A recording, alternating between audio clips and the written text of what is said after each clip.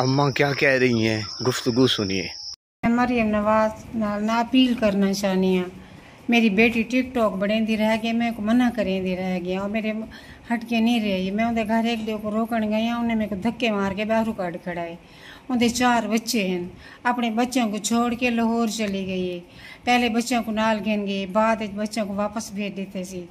वालों था brown sugar है और उनके नालों को जरा कोई अपने झांसे में उन्हें फसा के ते उन्हें निकाह कर गए दे। साको ने पता निकाह किते क्या नहीं किया। वाले ये बच्चों को छोड़ गई, बच्चे शुद्ध दर पर दर ठोकरा खाते वदन, फिरते वदन, रोंदे वदन।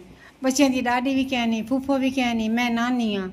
मैं 3 साल थी कि मैं जिगर की मरीज है, जिगर का कैंसर है, जिगर का कैंसर है। मैं घर का काम ही नहीं कर सकती। मेरे को डॉक्टर ने ट्रांसप्लांट दसे, मैं अपना ट्रांसप्लांट ही नहीं करवा सकी। मेरे एक पोतरे और मेरे केड़े केड़े खर्चे पूरे करे ते मेहरबानी की थी वने ही को जरदा वापस लाहौर च पकड़ के को वापस बच्चों को पहुँचाया वने। मैं मरियम नवाज नाल ते को अपील करें दी पई। मैं गरीब दी ये फरियाद सुनी वने। मेरे को बच्चों की हालत देख के मेरे को बर्दाश्त नहीं थींदा। मैं बहुत परेशान है, मैं बहुत टेंशन है चा बच्चों की वजह तो। मेहरबानी की वने ना बच्चे होते ही मेरे होते भी। जी मेरे पाकिस्तानियों, अम्मा क्या कह रही थी? अम्मा कह रही थी कि मेरी बेटी टिकटॉक बनाती है, टिकटॉक के ऊपर काम करती है, यानी कि टिकटॉक के ऊपर बेहयाई आम हो गई है। और जनाब देखें कि हंसता बसता घर जो है वो बर्बाद हो गया है। और आप अंदाज़ा करें, आप थोड़ा सा तसव्वुर करें, एक लड़की है, बच्चों की माँ है, बच्चे छोड़ के जाती है और पहुंचती है लाहौर। और जब ओभाश लड़के आए रोज़ हम सुनते रहते हैं, जब वो आए होंगे, ज़ाहिर है वो अकेला भी नहीं आया होगा, और जब उसने एक लड़की को देखा होगा, आप मुझे ये बताएं कि क्या उसकी इज़्ज़त महफूज रही होगी? नहीं, कभी नहीं, सवाल ही पैदा नहीं होता।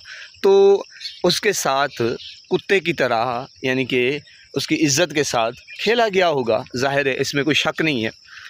तो आप अंदाज़ा लगाएं, एक माँ जो है फरियाद कर रही है, और वो भी मरियम से। मरियम क्या अपने हकूक़ पूरे कर रही है या इसकी सुनेगी?